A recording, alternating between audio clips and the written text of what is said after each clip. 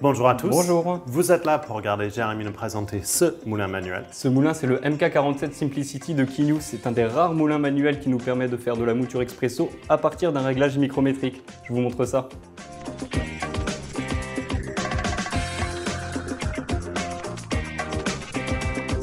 Et du coup, tu as sorti une machine expresso, mais un groupe déporté avec, je vois un bottomless dessus, et tu vas faire un mouture suffisamment bien, ce qui est pour bottomless avec un moulin manuel. T'as pas l'air d'y croire. Ben, en fait, un extraction en bottomless, c'est super compliqué. Il faut vraiment avoir un mouture super homogène pour avoir toutes les rainures, etc. Que si Jérémy a raison, on va voir tout à l'heure. Mais vas-y. Ok. Alors, ce que je vais faire, c'est que je vais commencer tout de suite à relever le défi. J'enlève la partie basse qui me permet, moi, de peser en fait tout simplement le grain. Parce qu'on n'a pas de peau détachable à part cette partie qui réceptionne la mouture. Ce que je vais faire, c'est que je vais mettre... Attends, j'en enlève un petit peu. Hop.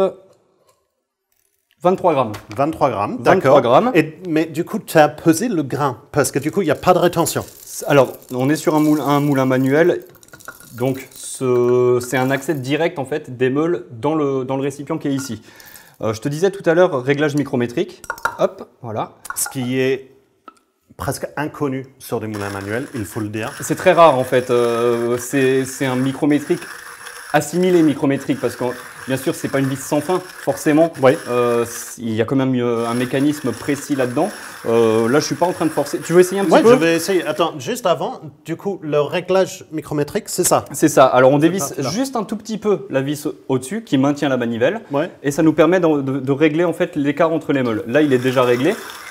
Tu vois, au niveau ergonomie, on est bien. Mais ergonomie, c'est super. Le moulin faut dire, le moulin est pas toute légère parce que c'est de l'inox dessus. Alors, tout est en inox. Le mécanisme est également disposé de 4 roulements à billes. Donc, 2 pour l'axe, 2 pour les meules. Ouais. Ce qui nous permet en fait d'assurer un roulement vraiment stable. Là, tu vois, tu n'es pas en train de forcer. Ah ouais, non, mais je suis pas du tout en train de forcer. Et en fait, sur le design, c'est assez sympa. Je suis en train de tenir le haut au lieu du bas. Oui, il vaut mieux. Ce qui est différent que sur d'autres types de Il vaut mieux en fait. C'est vraiment la partie inox qui doit être tenue. Ouais. Et il y a cette partie-là, le petit bloc pouce qui est vraiment sympa pour... Alors tout ce qui est là, on est sur le MK47 Simplicity, donc c'est vraiment le haut de gamme de Kinyu. Il faut savoir qu'il y a le MK47 Phoenix, qui est à définition un petit peu différente. Maintenant que ça a fini de moudre, juste regarde le roulement.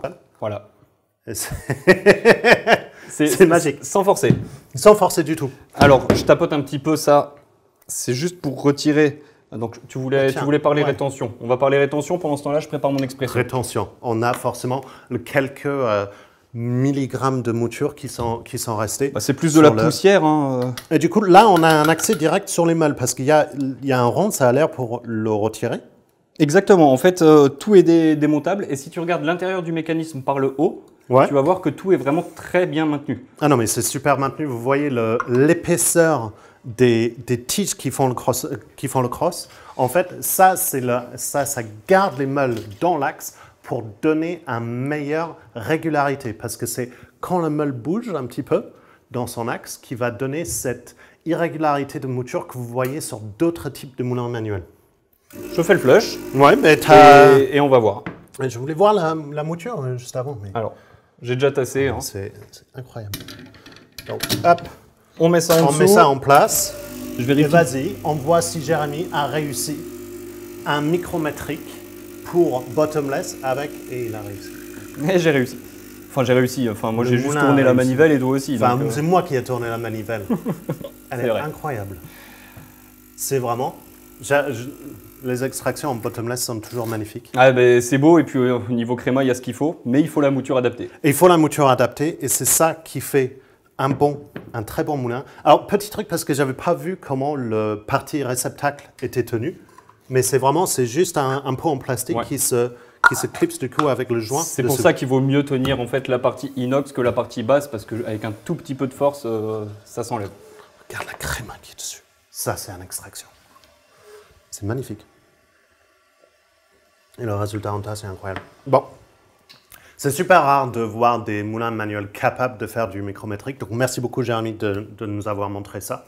C'est un moulin qui est super facile à utiliser. Réglage micrométrique, petit, donc transportable, effectivement, comme il a toutes ces parties métal qu'il tient en axe pour la régularité. C'est pas le plus léger des moulins manuels, mais on ne lui attend pas ça. On lui attend la régularité de mouture et l'efficacité. Et sur ça, c'est 100%, c'est incroyable. Si ce moulin vous intéresse, vous pouvez la retrouver chez nous, ici. Pour vous abonner à notre chaîne et voir toutes les vidéos dès que ça sort, c'est là-haut. Et pour voir d'autres machines expresso ou moulins en vidéo, c'est par ici. Et jusque là, nous, on va vous dire bon café. Bon café.